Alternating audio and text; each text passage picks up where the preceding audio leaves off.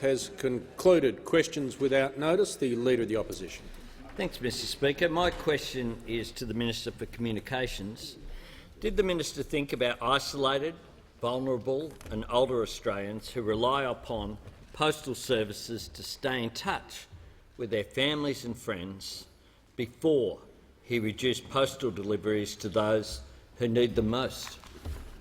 The Minister for Communications has the call. Well, I do thank the Leader of the Opposition for his question.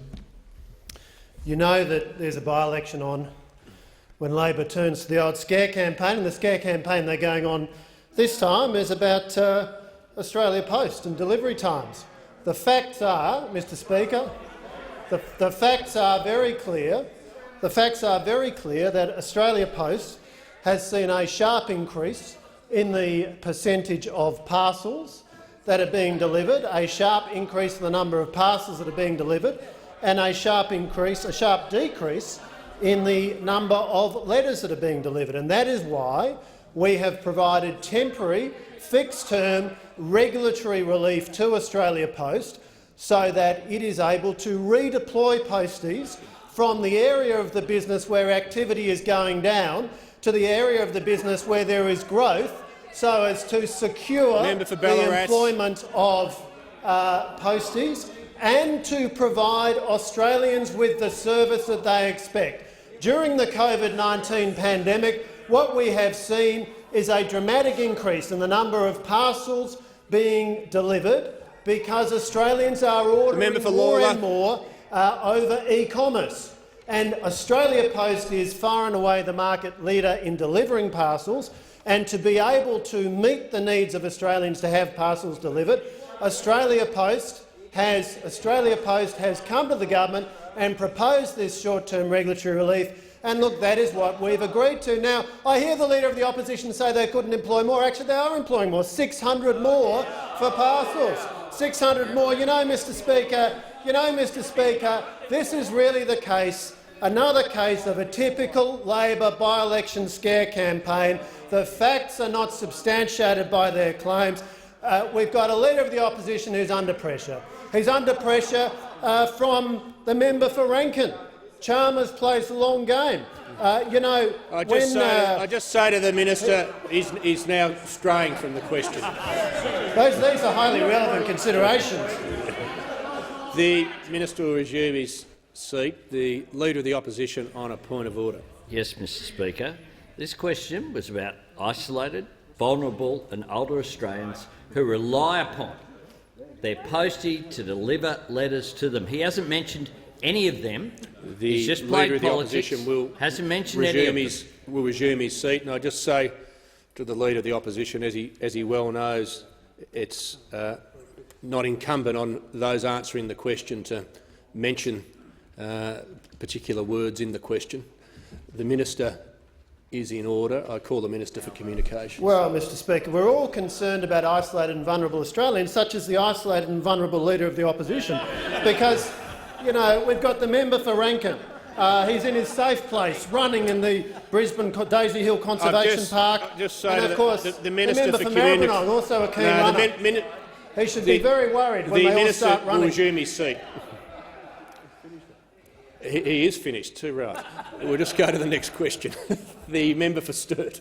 Thank you, Mr Speaker. My question is to the Prime Minister.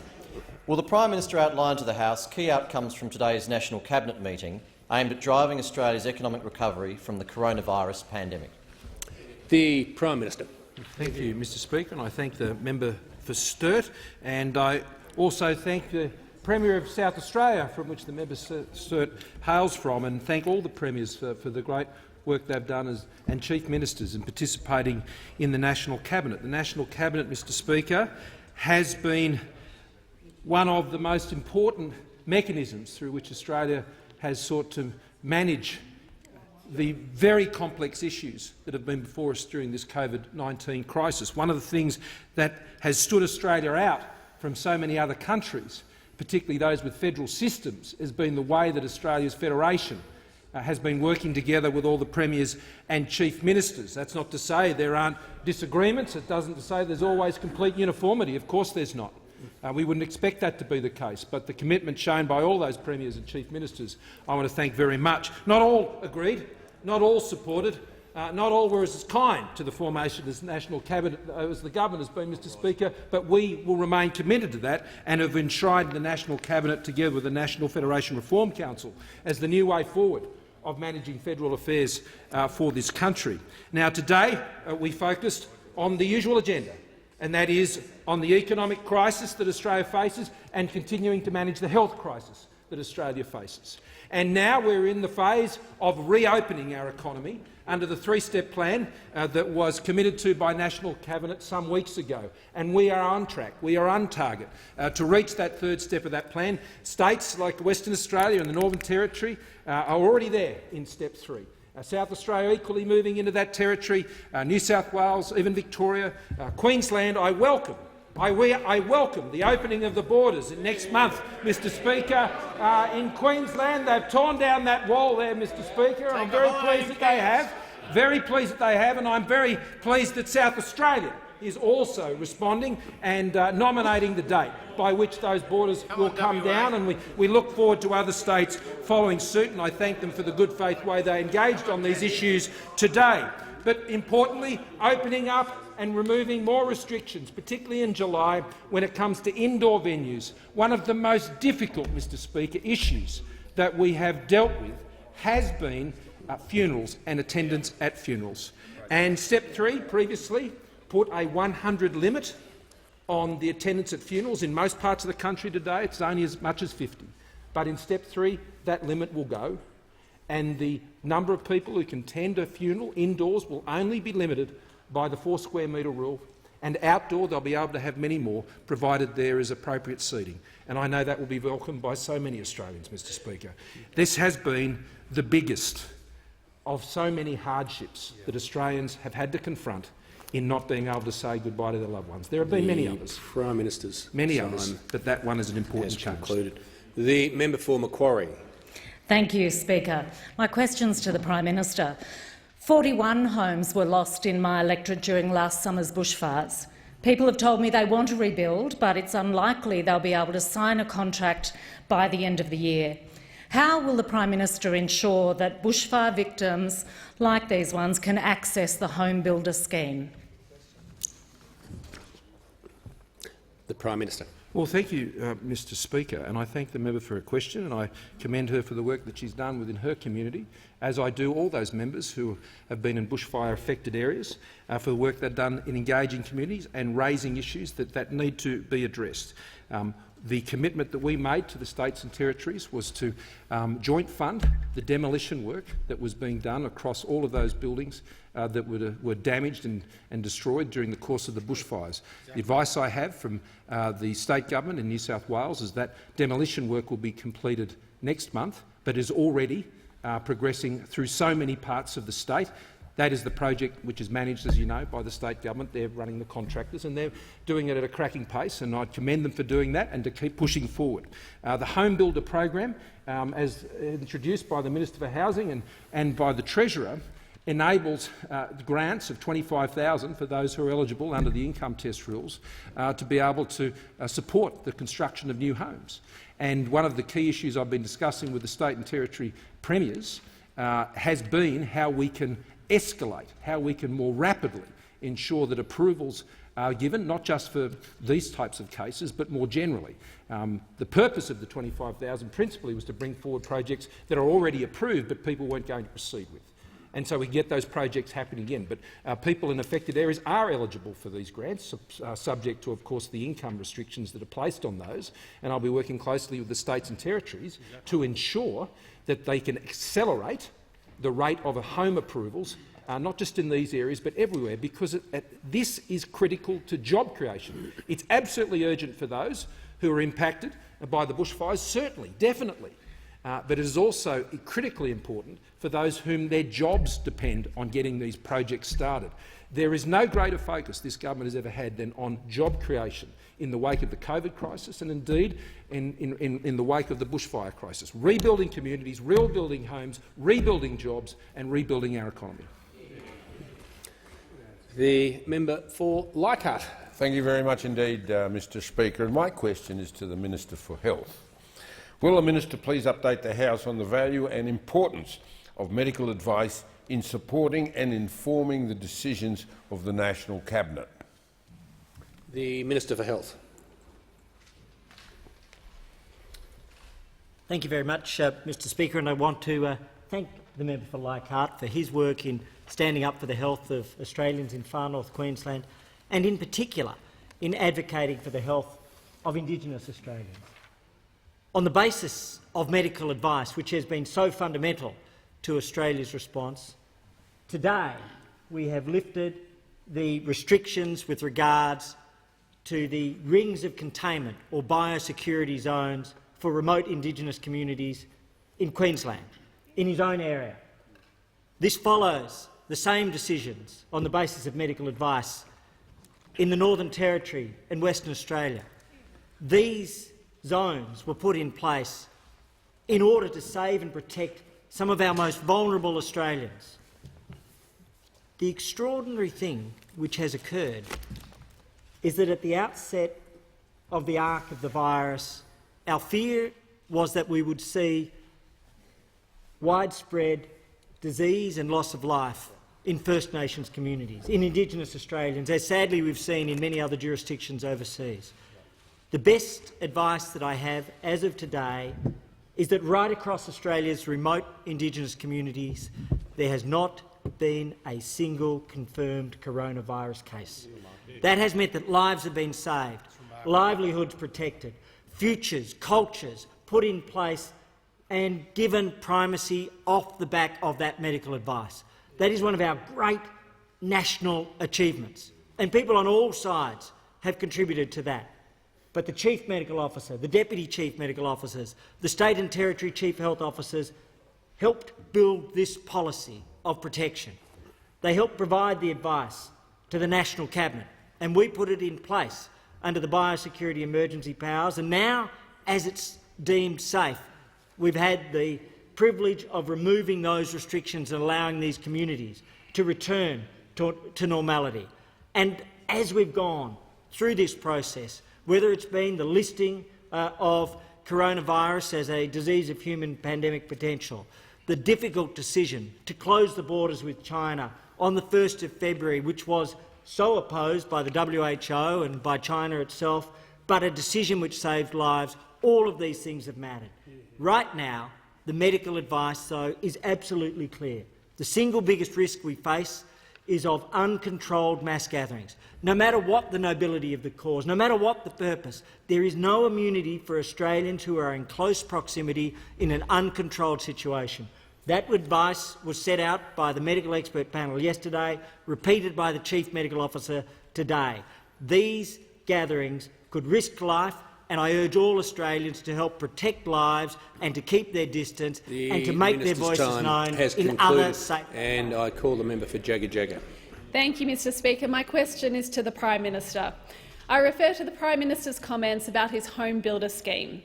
If you've been putting off that renovation or new build, the extra $25,000 we're putting on the table means now's the time to get started.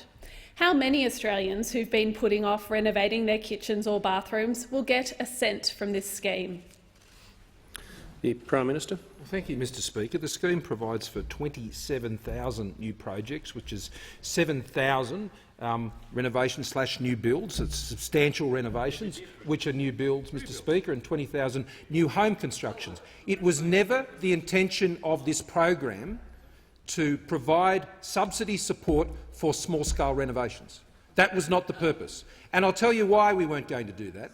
We weren't going to do that, Mr Speaker, because the risk of integrity to the program and a repeat of the insulation bats farce that occurred under the Labor Party, where people were going around knocking on doors, basically pulling in pink bats and say they're going to put them in your roof and pocketing the difference. It was a joke. It was a complete failure, Mr Speaker. Member for Isaacs, and member for 4 Deakin. people died, Mr Speaker, in relation to that program, Mr Speaker. They died as a result of that program, as established, Mr Speaker, in a royal commission. Mr Speaker, I note in a royal commission The Prime Minister through those will pause for a evidentiary second. Prime Minister will pause for a second. The member. Okay. Now that the member for Isaacs has finished, he can leave the chamber under 94A. The member for Mitchell is warned.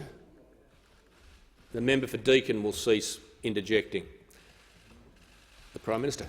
Thank you, Mr Speaker. So on this program, we were not going to give rise to a situation where people passing themselves off as kitchen renovators were going to go and knock on the doors of pensioners, rip out their sinks and their dishwashers and then seek to try and claim some government subsidy. That's not the nature of this program. This isn't about for do-it-yourself home renovations. This is about approved work by certified builders of significant scale, Mr Speaker, to enable people to bring forward projects that they have put off and now can proceed with. Now, I note the derision that is applied by those opposite to someone who might be proceeding with a substantial renovation, a new build of their home of some $150,000. Mr Speaker, the average loan taken out for a renovation is $164,000, Mr Speaker. And I can tell you that's the case because there are families around this country who cannot afford to go and build a new home. Their families are expanding, their children are going up, they can't afford to sell their house and go and buy a new piece of land and engage in a new construction. So what do?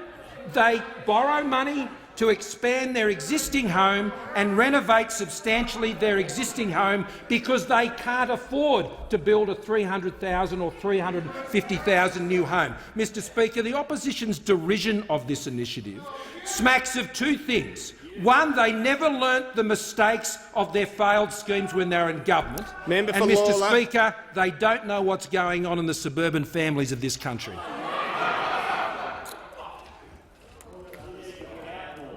The member for Clark. Speaker, my question is to the Prime Minister. Prime Minister, there are 140,000 fewer apprentices than there were in 2013, and no wonder when $3 billion has been cut from vet funding in that period. This puts standards and safety at risk, reduces job opportunities and increases labour shortages. TAFEs in particular are in dire straits. For example, a second-year trade apprentice at TAFE has not been offered any online learning for a core subject during the pandemic and has had to make do with a single 30-minute phone call with his teacher. Prime Minister, what are you going to do about this? When will the government give vocational training the priority this country needs now more than ever? The Prime Minister. Thank you, Mr Speaker, and I thank the member for his question, and I agree with his suggestion of the need to ensure this is a national priority, and that's why I have done exactly that. Mr Speaker, several weeks ago when I stood up the National Press Club and when we established the National Federation Reform Council, and today, in fact, at the meeting of National Cabinet, we established skills as one of 6 key areas that needed to have greater cooperation and support from states, territories and the Commonwealth Government to ensure that we're getting people rightly trained, rightly skilled to get into the jobs that are going to build businesses into the future. Now, this is an area that has had a very vexed history. The Commonwealth, by law, is required each year to sign out a cheque to the state and territories, each to the value of some $1.5 billion. It's guaranteed and it's indexed. So we are required by law to continue to provide that funding. There is nothing in that arrangement, which was set in place by the previous government, that enables any of that funding to be directed towards TAFE or private training or tagged to any particular outcome or training any particular group of people or matching it against any identified skills need. And as a result, these are matters, TAFEs in particular, their funding source, their level of funding is totally determined by state governments. That's how the system works. Now, there are varying results. I learnt today from the New South Wales Premier that during the COVID crisis, some 100,000 people, through the initiative the New South Wales government has put through their TAFE to get people training during the COVID crisis, they've got 100,000 who've completed those courses. That's fantastic. That's a state government that's getting on with that job, and I would commend those sorts of initiatives, and all premiers listen to what the Premier in New South Wales said today. The partnership we have on skills has got to be better. That's what I'm saying. What we're doing at the moment is putting over $1.5 billion every year with no accountability for outcomes, and that's not good enough, and that agreement needs to change. It has to respond to identified skills needs and changes that need to be made in the skills and training system. And that is exactly the type of reforms that my government is seeking to pursue even as we speak. The member for Ford. Thank you, Mr Speaker. My question is to the Minister for Indigenous Australians. Will the minister outline how the Morrison government has been supporting Indigenous Australians through the COVID-19 pandemic and how the new national agreement on closing the gap will change the way we work with Indigenous Australians? The Minister for Indigenous Australians. Thank you, Mr Speaker. I thank the member for Ford for his ongoing interest in matters to do with our people, Indigenous Australians. What COVID has shown very successfully, and the work around the partnership, is that by working in joint arrangements, we've achieved the outcomes that we were seeking in COVID. Whilst we had the bureaucracy in place to protect people, at the community level, by engaging leaders and engaging the communities in those discussions, we achieved incredible outcomes. The Closing the Gap partnership has meant that leaders in that process have sat at the cabinet table with the Prime Minister, unheard of. They've also sat with our agencies and with state and territory governments and have negotiated every page of the partnership plan, looking at solutions and the way in which we will collectively close the gap in all of those critical areas that will impact on the quality of life. The Voice is another where we are allowing Indigenous Australians to shape that, not governments, not bureaucracies. And so what we're doing as a government, we are working with Indigenous Australians to find the solutions that will improve the quality of their life across so many facets of what's occurring.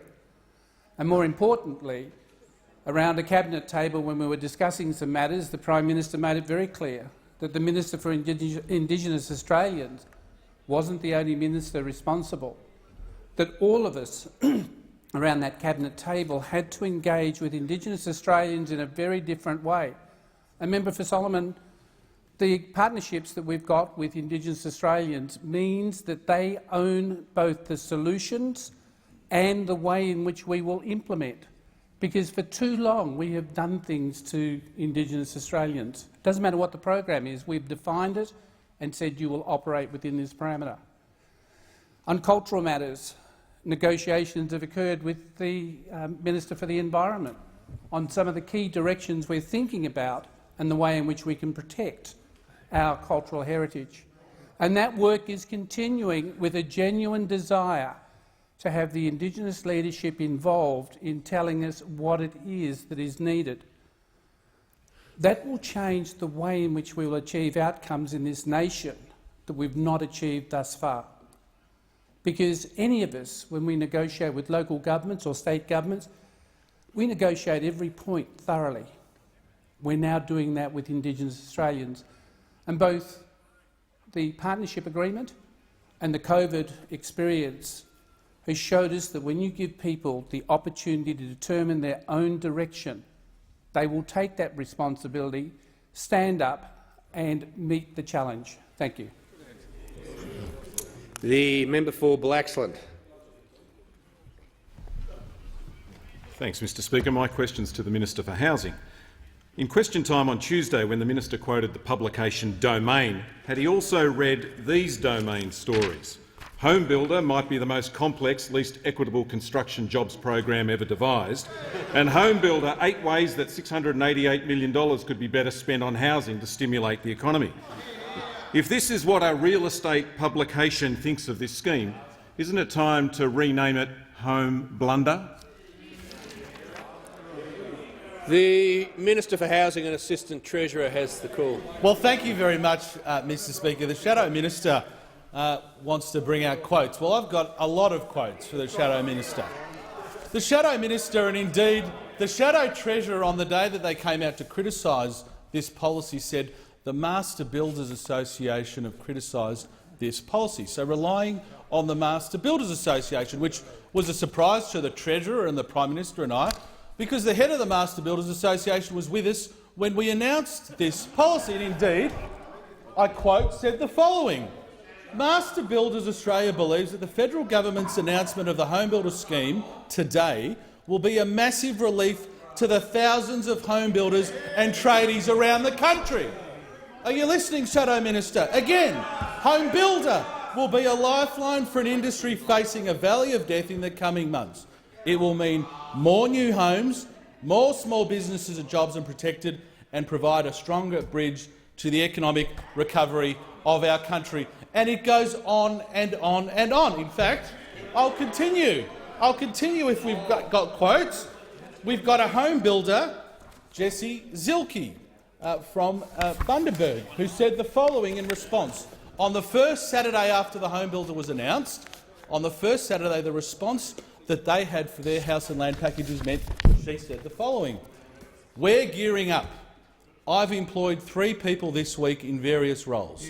I've been in contact with some subcontractors, suppliers, to make sure we can handle it. It's certainly going to be a boost locally to jobs and the industry." It goes on and on. In the Domain article that the Shadow Minister referred to, in that Domain article it referred to the fact that house and land packages throughout this country increased last Saturday by up to 70%. Now, what do new home sales mean? It means what I said earlier this week.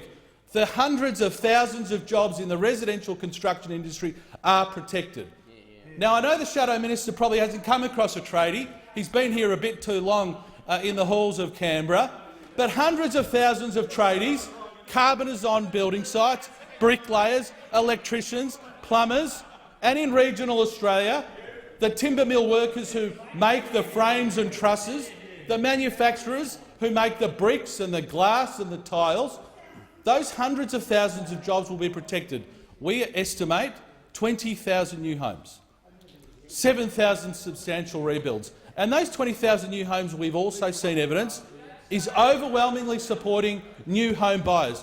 So the Labor Party have opposed the First Home Super Saver scheme, they've opposed the First Home Loan Deposit scheme, now they oppose Home Builder. The Coalition is the party of home ownership in this country and residential construction jobs. The member for Lalor is now warned. I've asked her to stop interjecting on numbers of occasions this week. The member for New England. Thank you, Mr Speaker. My question is to the Deputy Prime Minister of the Commonwealth of Australia and Minister for Infrastructure, Transport and Regional Development. Will the Deputy Prime Minister inform the House how the McCormack-Morrison Government JobMaker Plan is supporting and creating jobs in the construction industry as part of the recovery from COVID-19? Call the Deputy Prime Minister and point out that's the only Deputy Prime Minister we can ask a question of in this place. Thank you for pointing that out, Mr Speaker. And good question, good member.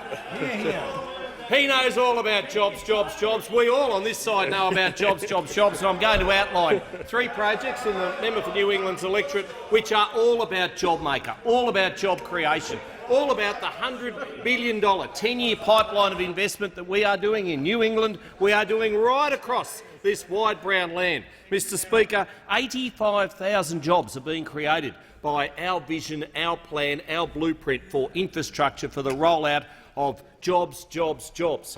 And I know the Bolivia Hill realignment on the New England Highway, 38 kilometres south of Tenterfield. There he was the other day, the member for New England, looking at this, could only be described as a breathtaking piece of infrastructure. It's a prime example of government investment directly creating jobs. This project includes 2.1 kilometres of new road and a 320-metre-long cantilever bridge. So far, Piers 1 and 2, as well as 8 of the 60 segments, are completed.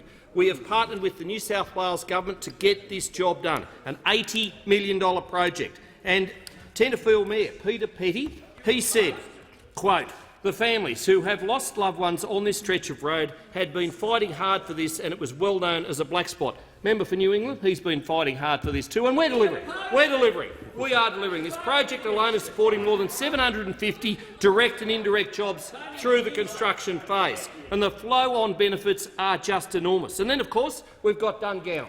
And the member for New England and I know how important this is. There we were on October 13 last year. Prime Minister was there. Deputy Premier was there. Friends all. And we are getting on. We are getting on with this project, Mr. Speaker. This is going to provide water security for those on the Peel River. That's going to provide water security to enable agriculture, livestock, fodder, dairy, horticulture, all those sorts of things. And I know how important that is for the people in the member for New England's electorate. First built in 1958, the Dungown Dam that's there at the moment has been supporting farmers along the Peel. But this new structure, 3 times the size, it's going to create so many jobs and so much investment, so many opportunities. And of course, we're also getting an upgrade for the Pioneer Kalala Cottage hut. Now, not a big project in the scheme of things, but so important for our nation's heritage, so important to remember the pioneers of New England, those hard workers who built the New England on the sweat of their own brow, Mr. Speaker. These are good investments. These are creating jobs. This is the sort of vision that we on this side of the House are producing, are investing in and are making sure that we deliver. The member for BLAXLAND again. Thanks, Mr. Speaker. My question is to the Treasurer. Yesterday, the Treasurer used the $1 billion National Housing Infrastructure Facility as evidence that this government was supporting the community housing sector. Given Treasury has revealed a short time ago that $999,800,000 of this still has not been spent, isn't this just another example that the government is leaving Australians behind? It's available now. The Treasurer has the call. The member for Deakin, the Assistant Minister for Housing, cease interjecting. The Treasurer has the call. Mr. Speaker, NIFIC, as I said to the House yesterday, is $1 billion program that was established by the former Treasurer, now Prime Minister, which is out there providing support on top of our other social housing initiatives, which I announced yesterday, including in the Hobart City deal, Mr. Speaker, providing support for those in the community who need that community housing.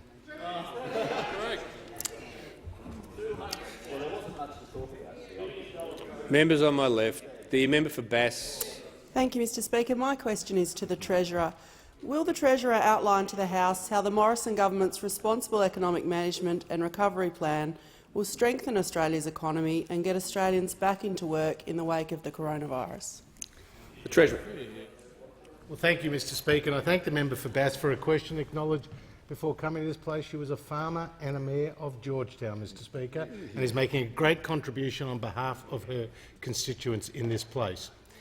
And the member for Bass, like members on this side of the House, know that we have entered into this economic crisis from a position of economic strength, Mr. Speaker. We delivered the first current account surplus in 40 years. We saw welfare dependency at its lowest level in 30 years. We delivered the biggest tax cuts this country has seen in more than 20 years, and the budget was in balance for the first time in 11 years, Mr. Speaker. And that economic strength allowed us, in the words of the OECD just earlier this week, to provide massive macroeconomic support to the Australian people through the COVID crisis, Mr. Speaker. Support through the cash flow boost, the extension and the expansion of the instant asset write-off, the effective doubling of the safety net with the JobSeeker coronavirus supplement, and of course the JobKeeper program. The JobKeeper program providing employers around the country and employees with the support through this crisis, like Flinders Island Aviation, Mr. Speaker, where Peter has been able to keep his 4 staff on the JobKeeper program, and when he's been able to continue to provide essential passenger and also freight logistics support to those isolated communities. And in the words of Peter, at this particular business, he said that JobKeeper has not only enabled him to keep his staff on, but will enable his business to bounce back after the restrictions are lifted. Now, Mr. Speaker, the strength of our support through this crisis has seen Australia perform very well, not just on the health front but also on the economic front compared to many other nations. And as the OECD yesterday said, the Australian economy is expected to contract by 5% this calendar year and to strengthen by 4% next calendar year. That compares to the United States, which is expected to contract, Mr Speaker, by 7.3% this year, or New Zealand at 8.9%, or indeed the United Kingdom at 11.5%. Now, Mr Speaker, the OECD also pointed out the risk of a second wave of cases, and on their numbers, this could hurt the Australian economy and cost the Australian economy $80 billion this year and next. $80 billion this year and next if we have a second wave of cases. That's why the Australian people have to follow the health advice. That's why we have to be vigilant. That's why we have to be patient and considerate of our fellow Australians to ensure that we don't throw away the gains that have been hard fought and that Australians have made great sacrifices for to ensure that we've flattened the curve. The member for Hindmarsh. Thank you, Speaker. My question is to the Prime Minister. Does the Prime Minister agree with the Australian's economics editor, Adam Crichton, who says that the government's response to COVID-19 was an act of hysteria because the virus has only led to the deaths of, and I quote, quite unwell elderly people? If not, why is the Minister for Energy co-hosting a boardroom dinner with Mr Crichton to raise money for the Liberal Party's Ed Monero campaign? The Leader of the House. Members on my left. Mr Speaker, that's a question about fundraising, which is clearly a political party matter. Yeah, there were two questions. So we're not going to have a ballot on the ruling. I'm just going to make the ruling, OK? There's certainly two questions. The second one, I think, struggles to be in order, but certainly I'm happy to hear from the Manager of Opposition Business. Anything Angus touches. The purpose of the question is to ask whether or not the Prime Minister agrees with the comments that were quoted in the question. Yep. And the second part of the question is clearly framed at the beginning of it, if not. So if the Prime Minister does disagree, why are these sorts of things happening from one of his own ministers? The Minister for Government Services will cease interjecting.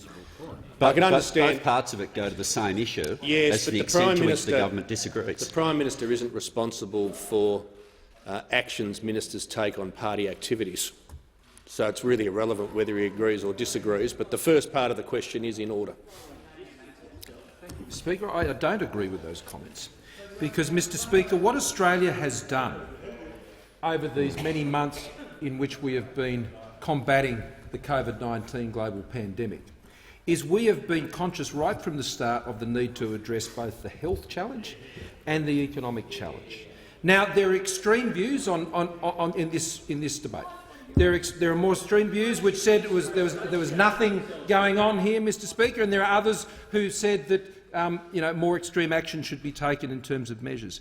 Now, it's a free country, Mr Speaker, and we support people can express whatever views they wish on these matters. This is not something that I am seeking to express any judgment against the individual that has been referred to in the question in any way, shape or form. I just happen to have a different point of view, and a point of view that has been informed by the government's actions, which showed that we took early and strong and important actions that has both protected lives and protected livelihoods. And Australia stands out around the world as being the leader both on the economic response, as is demonstrated by the OECD figures, and on the health response, which has been demonstrated by the much lower death rate in Australia when it's 100 times more in countries that are overseas. Had we not taken the decision, Mr Speaker, to take action on health, then we would not be in the position today to address the economic opportunities as we come out of this crisis. We are well ahead of where we'd hoped to be, and there are different experiences in different countries. The Treasurer just made mention. In New Zealand, they went to a full lockdown, Mr Speaker, a full lockdown, and their expected position this year on their economy is down 8.9%. Now, we didn't go to that extreme, and we're looking at a 5% reduction. Every country will make its choices. We've made the right choices, Mr Speaker. The member for Mallee. Thank you, Mr Speaker. My question is to the Minister for Energy and Emissions Reduction. Will the Minister update the House on how the Morrison-McCormack government is supporting job creation infrastructure that will secure the affordable and reliable energy that Australians rely on, while at the same time lowering reductions? Minister for Energy and Emissions Reduction. Well, thank you, Mr Speaker, and I thank the member for her question. As a former social worker, she knows how important affordable energy is for the most vulnerable in our community, Mr Speaker. Now, she also knows we're investing in the technology and the energy infrastructure, which will bring down electricity prices, ensure we keep the lights on while we're reducing our emissions. And, Mr Speaker, just recently we launched our Technology Investment Roadmap consultation paper, and that focuses, Mr Speaker, on technology, not taxes. Technology, not taxes, reducing the cost of energy, not raising it. It's all about making sure, Mr Speaker, that we have more jobs and more investment as we come out of the COVID crisis. Now, we've also recently announced the first round of the microgrid program, and there was a program in the member's electorate, $1.4 million for Tarnagalla in her electorate, Donald as well, for a microgrid which will reduce the cost of energy in remote communities like in the Mallee, Mr Speaker, like in the Mallee, using the very best technology available. Now, Mr Speaker, this focus on investment in critical infrastructure using the best technology available applies also to our Snowy 2.0 project. $1.38 billion invested by the federal government, and the people of the Snowy Mountains know what benefits this will bring. And those benefits aren't just about bringing down electricity prices and keeping the lights on, they're also about creating jobs in the Snowy Mountains region. Mr Speaker, we've already seen $35 million of direct expenditure in the Snowy Mountains region as a result of Snowy 2.0. And, Mr Speaker, we know there's already 500 people involved in the construction project. By the end of this year, it will be 850, and at peak, 2,000 jobs created from Snowy 2.0 in the Snowy region. Mr Speaker, this will be a jobs boom for the Snowy region. Now, local businesses are also involved, 100 businesses, Mr Speaker, and we know James from Allspec Partners in Tumut is providing surveying services and machinery hire for Snowy 2.0. We know that Monero Milk and Juice is growing their business on the back of providing food and drinks up to the Snowy work sites. And, of course, Matt at Coffee Peddler on the beautiful Wynyard Street in Tumut is providing coffee, snacks and lunch up at Lobbs Hole, one of the main work sites at Snowy 2.0. Mr Speaker, our focus is on technology, not taxes, jobs and investment, a stronger economy as we come out of the COVID crisis. The Leader of the Opposition. Thanks, Mr Speaker. My question is to the Prime Minister. The Prime Minister has received a recommendation from the Defence Honours and Awards Appeals Tribunal that Tasmania's Teddy Sheehan be awarded a Victoria Cross for, and I quote, "the most conspicuous gallantry and a preeminent act of valour in the presence of the enemy." Why does the Prime Minister need another review to tell him that Teddy's sacrifice should be honoured with the Victoria Cross? The Prime Minister. Thank you, Mr Speaker, and I thank the member for his question. There is absolutely no doubt that Teddy Sheehan was an extraordinary Australian who did extraordinary things at a time that none of us in this place can possibly imagine. And the issues that were confronted by service men and women at that time is nothing we can imagine. Their commanders and those who were there at that time and made judgments on these issues. So when one goes back and looks at these matters again, one must be very careful when they're putting themselves in the place of others who were there at the time. Now, Mr Speaker, the tribunal, the 4 members of the tribunal, not all 11, but the 4 members of the tribunal, it was a unanimous decision, not 11, just 4. It was just 4. I just point that out to the Leader of the Opposition, as he represented that all 11 members of the tribunal made that decision. That is, in fact, not the case. There was 4, Mr Speaker. But, Mr Speaker, equally, when the government receives the recommendation from the tribunal, The government then needs to consider that recommendation in forming a view, and indeed the Minister and then the Prime Minister needs to form a view. And so you take advice, Mr Speaker, from all of the agencies that would have a relevant view on this, as I have done. And I table, Mr Speaker, the letter from the Chief of the Defence Force, General Campbell, for the purposes of this question and for the information of the House. I can assure you, Mr Speaker, as Prime Minister and Chair of the National Security Committee of Cabinet, that I do not consider the advice of the Chief of the Defence Force lightly. I consider it very carefully. And it wasn't just the current Chief of Defence Force, Mr Speaker, not just the current Chief of the Defence Force that I've consulted on this matter, but many others, Mr Speaker, who have served in that capacity in recent times. So I'm not going to consider the advice that comes from the single person who commands every single man and woman who serves in our defence forces lightly. So the issue that is raised in relation to this matter, Mr Speaker, is whether compelling new evidence has been presented and is available for me to take a decision that would enable me to make a recommendation to Her Majesty. Now, Mr Speaker, that matter, on my advice, is in dispute, and so I have sought advice from the former Defence Minister, the former Solicitor General, the former Secretary of the Department of Prime Minister and Cabinet, and one of the most renowned military historians in this country to consider that very precise question. And, Mr Speaker, if that advice comes back and says that that very high bar has been, then, Mr Speaker, if that has been passed, then that is helpful advice. And I can assure you, because I consulted the Chief of the Defence Force on this matter, Mr Speaker— The Prime Minister's time has concluded. The Leader of the Opposition is seeking to table a document or documents. Yes, Mr Speaker. I seek leave to table the unanimous report of the Defence Honours and Awards Appeals Tribunal, Barnett and the Department of Defence Re Sheehan of 23 July 2019. Is leave granted? The Leader of the House. It is not granted. It's a public document.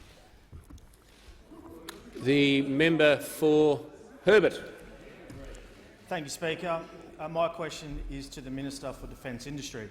Will the minister outline to the House how the Morrison government is keeping the wheels of our defence industry? Member for Herbert, if you could just pause for a second, just let broadcasting get the microphone on, and perhaps if you stand a little closer to it. Thank you. We'll try again. The member for Herbert. Sure. Thanks, Speaker. My question is to the Minister for Defence Industry. Let me know if I can help anymore.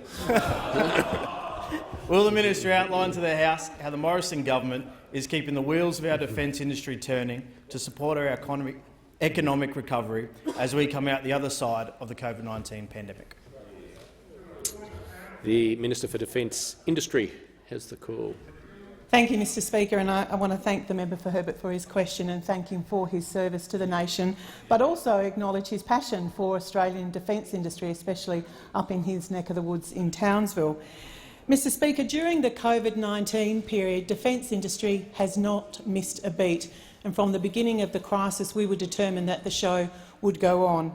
And indeed, that's what our government has been very focused on, to make sure that we could keep the wheels of defence industry, defence manufacturing turning, and indeed that is exactly what we have done, with a particular focus on ensuring that small business in defence industry not is only surviving but is also thriving. And I have no doubt that the steps that we've taken over the last 3 months have ensured that we've saved thousands of Australian jobs.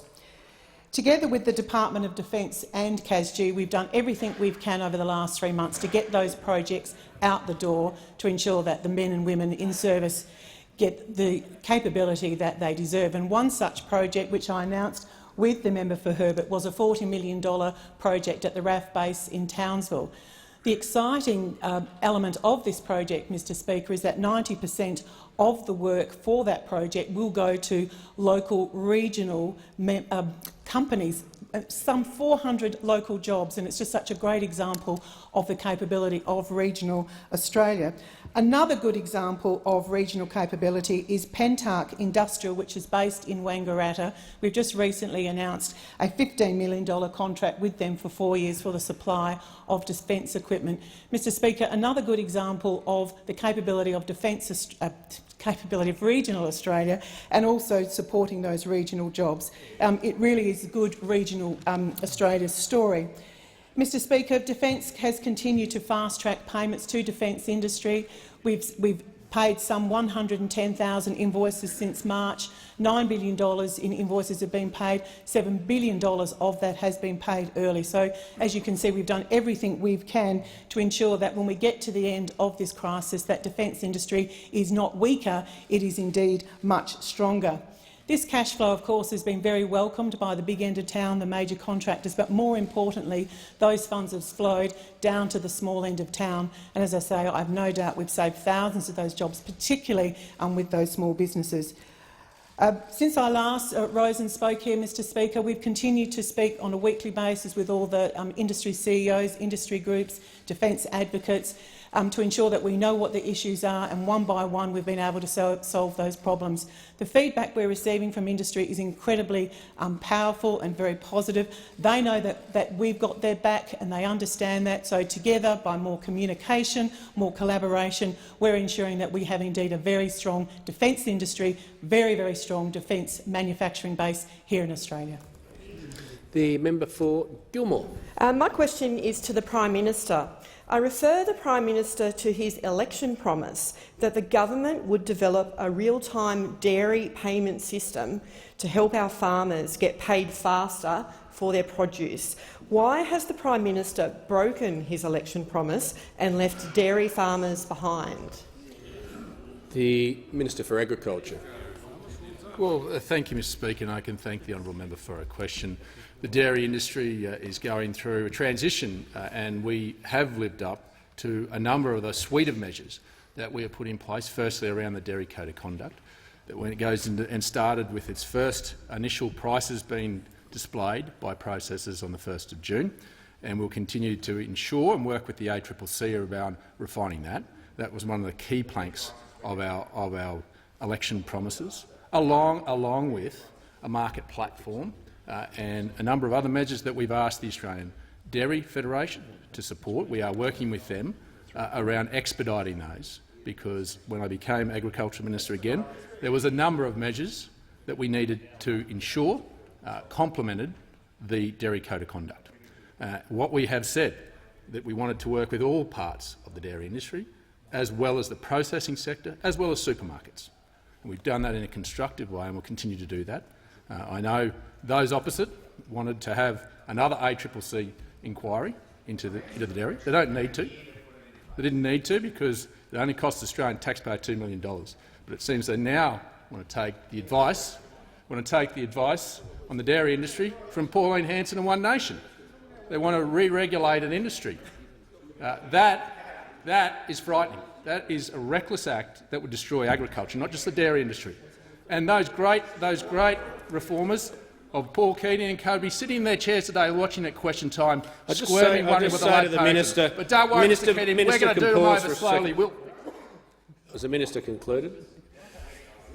The member for Menzies. Thank you, Mr Speaker. And I ask the Attorney-General and Minister for Industrial Relations if he will update the House on how the Morrison government is working with businesses, employer groups and unions to develop reform to critically create jobs which are critical in themselves to driving the Australian economy out of the COVID-19 pandemic.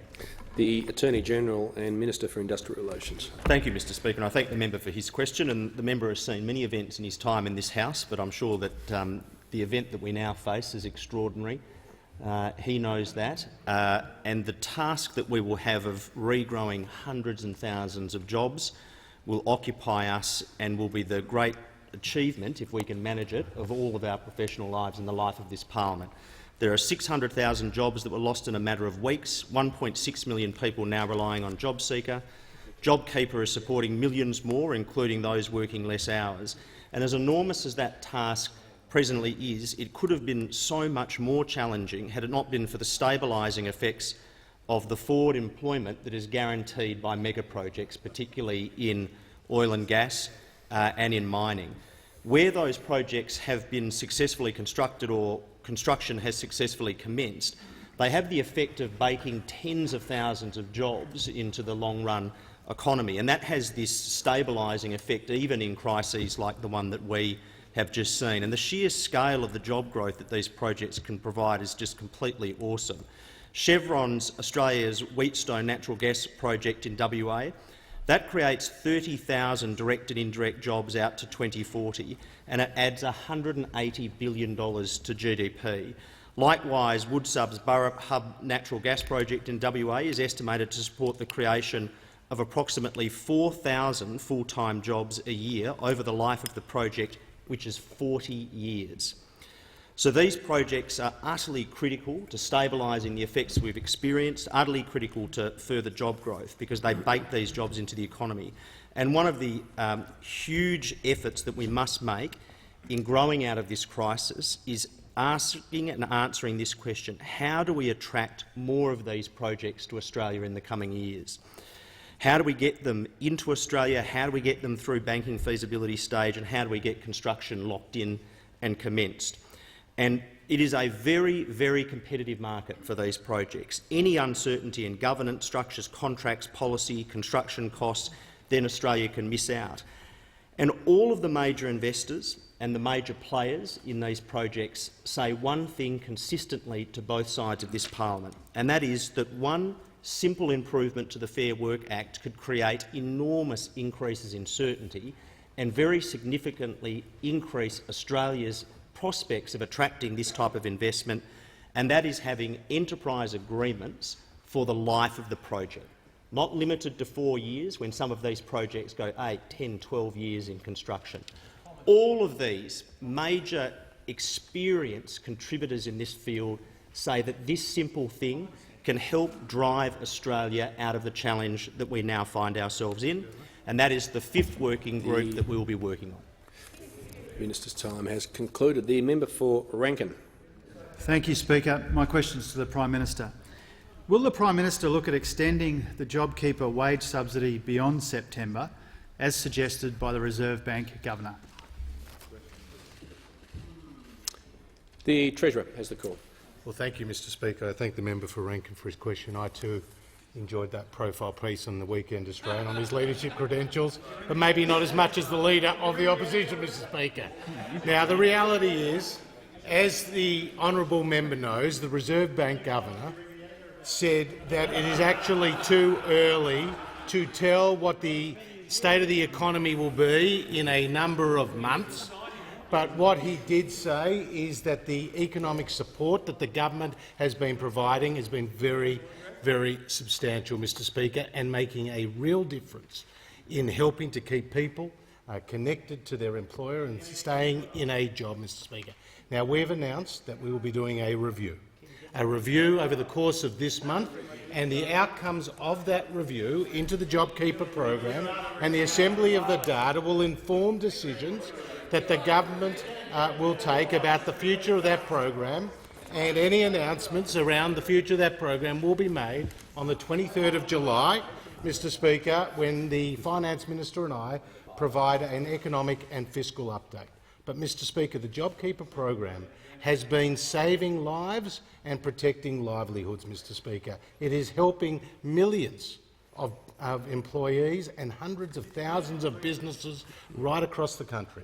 But, Mr Speaker, what I do know is that at a time of need, because the economy was in a position of economic strength, because we had balanced the budget, because we had provided, Mr Speaker, substantial tax cuts and got people off welfare into work, we were in a position to support the Australian economy with some $260 billion, or over 13% of GDP, which is massive macroeconomic support, in the words of the OECD, and has seen Australia perform remarkably well on not just the health front, but on the economic front as well. The member for Longman. Mr Speaker, my question is to the Assistant Treasurer and Minister for Housing. Will the Minister please outline to the House how the Morrison government's Home Builder program will create jobs and provide a boost to the economy as we come out of the other side of the COVID-19 pandemic? The Assistant Treasurer and Minister for Housing. Well, thanks very much, Mr Speaker, and can I thank the member for Longman for his question. He's a champion for all of the people in his electorate who are employed in the residential construction industry, and he's a great supporter of the Home Builder program. The Home Builder program, I might say, for the member for Longman, has, as I said earlier today, seen huge interest around this country. We have seen sales of house and land packages, as I've said, increased by up to 70%. New homes means more jobs and protecting jobs in the residential construction industry. In fact, the Home Builder website through Treasury has seen 250,000 hits in just the last week, and it will please the member for Longman and indeed all of the members of this side of the House to know that the highest amount of interest has come from Queensland. Many Queenslanders seeking to utilise this as an opportunity, and if you add the $25,000 Home Builder grant as a first home buyer in Queensland, you can add the state government $15,000 grant on top of that, meaning for first home buyers in the member for Longman's electorate will receive $40,000 in assistance to purchase their new homes. And some of the typical case studies, given the Shadow Minister wants to rely on quotes, a number of case studies that highlight this point. We've got Tom Peterson and Kim Backman, who said, and goes to the Prime Minister's point earlier too, we've been talking about it for a little while, just trying to scrape together enough cash for a deposit, but that's been made a little easier now. We figured we'll get a new build if we can, and with all the incentives around, that has made it possible. So by providing the Home Builder grant of $25,000, the biggest single grant of its kind by a federal government, we will see first home buyers getting into the market. We will see first home buyers purchasing the typical house and land package or apartment. We will see people undertaking substantial rebuilds, a knockdown and a rebuild. And the Treasurer has said we expect to see 7,000 of those. That will support hundreds of thousands of jobs in the residential construction industry. And to highlight my point about how much interest the Home Builder scheme has created for many, many buyers in the market, Julian Capini from the Oliver Hume Group told Domain the following: the initial response to the announcement of Home Builder has been extremely positive.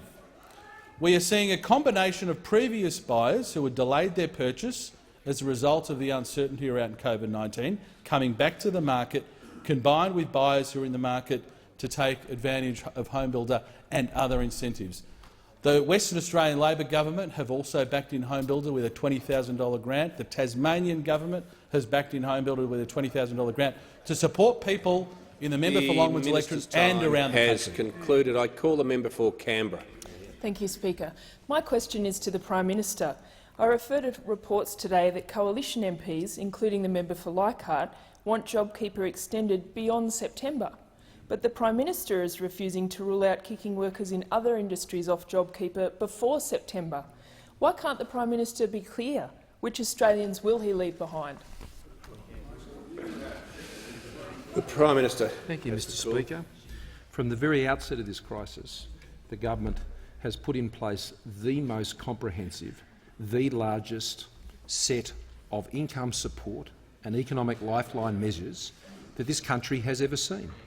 And the one we started with was JobSeeker, because JobSeeker, the unemployment benefit, is the safety net that sits right under all Australians if they find themselves out of work. That's what we did first.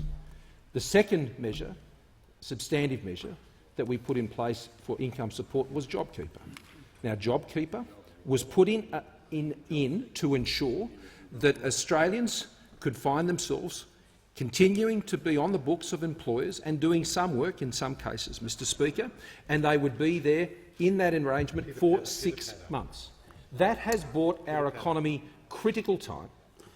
If businesses were put in a position they had to make decisions back in March and April, Mr. Speaker, about whether those employees could stay in those businesses, we would have seen millions more find themselves on their way seeking support through the unemployment system. Now, Mr. Speaker, that decision bought those businesses time, it bought the Australian economy time. When other countries were only going for 3 months, we took the decision to go for 6 months, and that provided some certainty and confidence. And since that time, we have seen consumer confidence restore under the ANZ index and 70% restore by business since the COVID crisis hit. Now we are going through the same thoughtful, meticulous process of considering the data and looking forward and reviewing the program to make the right set of decisions about the right combination of income supports and fiscal supports to the economy that would be in place after the end of September. This is how our government makes decisions.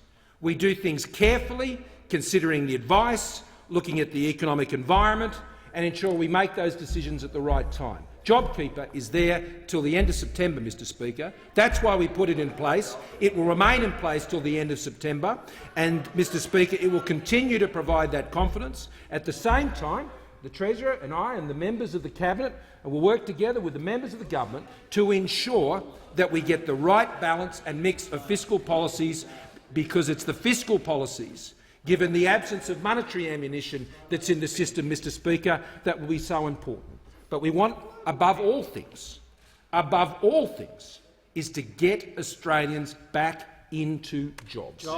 Australians don't want to be on JobKeeper or JobSeeker. They want to be in jobs, Mr Speaker. And what we hear from the opposition all the time is how they would seek to keep people back, not allow them to go forward. Right. And the policies we will put in place and continue to put in place will be about them not only getting the support they need when they need it, but in the jobs they need. Has concluded, and I call the member for Nichols. Thank you, Speaker. My question is to the Minister for Regional Health, Regional Communications and Local Government. Will the Minister update the House on measures the Morrison-McCormack government is taking to support local communities with practical health reforms, including the new pharmacy agreements, through the COVID-19 pandemic and beyond? The Minister for Regional Health, Regional Communications and Local Government. Thank you, Mr Speaker, and I'd like to thank the member for Nichols for his question and recognise that he is a very fierce and strong advocate for health delivery in his electorate.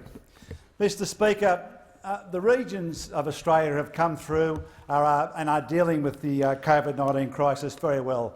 Despite a couple of hotspots that were handled very, very well by the federal government and state authorities, regional Australia has had a very, very low level of infection and remained remarkably unscathed through this time. This has been achieved by the quick rollout of telehealth services, more implementation of the money for retrieval for the flying doctor, for CareFlight, 133 GP-led respiratory clinics, more than half of those in regional Australia, and some great work by the Rural Health Commissioner, Professor Paul Worley, who, despite the regular work he's been doing on formulating policy for health delivery in regional Australia, has played a pivotal role in the Corona-19 crisis, helping GP-led respiratory clinics. And the role of the Rural Health Commissioner has been very, very important since it was instigated in 2019. I'm very proud to say, Mr Deputy Speaker, that this morning I introduced into this House the legislation that hopefully will be debated next week to extend that role of Rural Health Commissioner, the Office of the Rural Health Commissioner, into the future. It will have an expanded role. The next Rural Health Commissioner will have 2 deputies with experience in allied health, nursing and Indigenous health, and to understand that we are going to have a more holistic and multidisciplinary approach to delivering health services to regional Australia, along with pharmacy.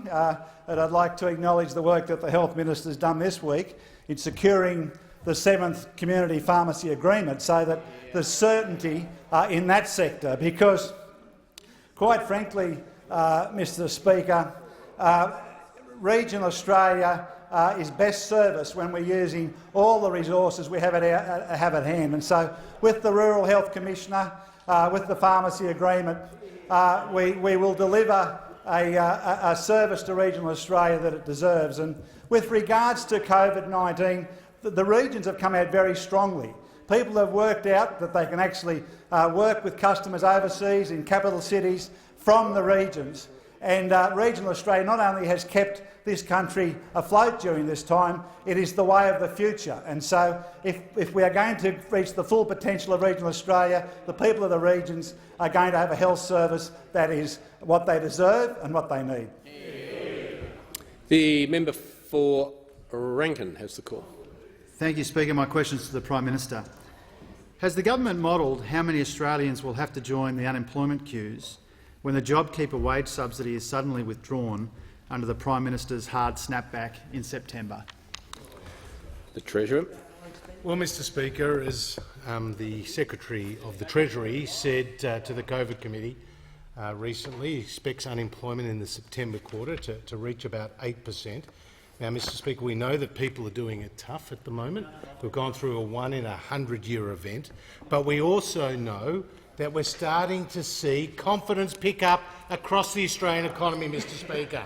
And we have seen consumer confidence pick up around 90% from its lows. The Treasurer will resume his seat. The member for Rankin, just before he raises his point of order, the Treasurer is only 30 seconds in. Okay. The Treasurer has the call. Mr Speaker, we've seen the consumer confidence pick up around 90% of its lows and business confidence pick up from around 70% of its lows. So Treasury, in relation to the question that was asked by the member for Rankin, will continue to assess the economic situation, and we are undertaking a review into JobKeeper, Mr Speaker, and we will make decisions about the future of that program, and we will announce those decisions on the 23rd of July. But, Mr Speaker, I tell you what helps create jobs. It's lower taxes, Mr Speaker. The Treasurer will resume his seat. The Manager of Opposition Business on a point of order. Yeah, Mr Speaker, we've had the preamble now on direct relevance. The question goes specifically to whether the government has done modelling or whether they haven't on this issue. I hear the Manager of Opposition Business, and on the face of it he makes a reasonable point. The difficulty I've got is if that was just the question without the assertion about hard snapback in September and all the rest of it, it does open up for the preamble that's occurred. I think the Treasurer now has to bring himself to the question where he was going just as the Manager of Opposition Business approached the dispatch box was onto the topic of tax, and that is not relevant to the question either directly or indirectly, I've got to say. The Treasurer.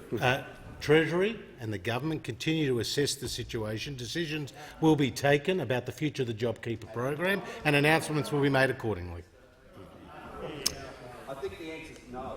The member for McKellar. Thank you, Mr Speaker. My question is to the Prime Minister.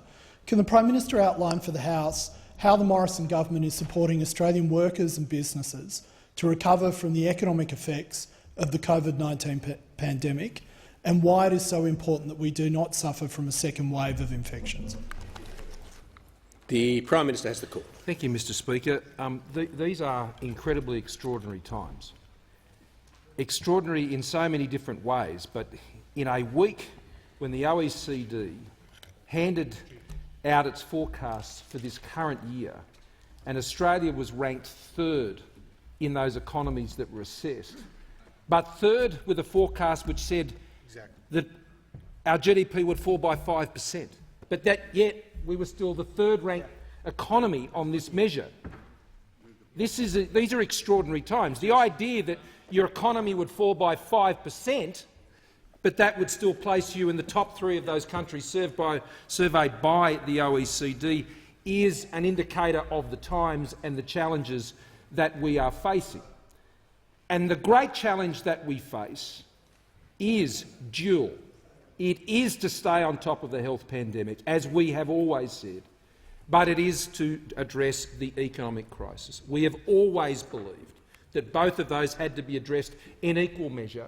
That view was not shared by those opposite, but it was certainly where we started and we continue to this day.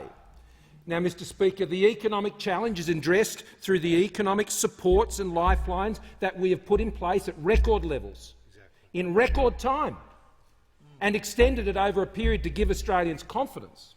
But what we have also done through the JobMaker program is embark on what the decisions are that we have to make on changes in our economy, whether they be in industrial relations, in skills, in deregulation and infrastructure, in particular in energy, to make sure that Australians' industry can get the gas it needs. And I welcome the decisions that have been taken by states to open up the gas in all of these areas.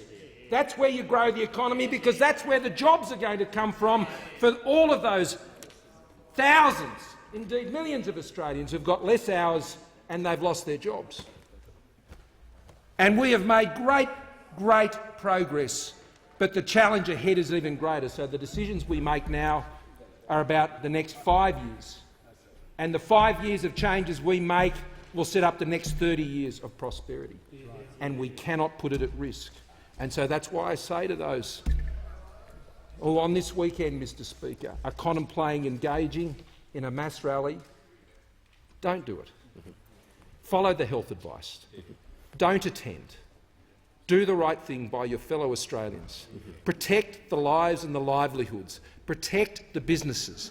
Now is a time not to talk about what people want to tear down, but what we're going to build up, Mr Speaker, together. And, Mr Speaker, I would urge those who are considering this, I say it in total respect for the issues they wish to raise, please find another way to do it, and do it with the support of your fellow Australians. Did you want to support that? I'm just going to give an indulgence, otherwise I was going to say further questions be placed on notice. I asked that further questions be placed on the notice paper. I thought you were going to speak on indulgence. The Leader of the Opposition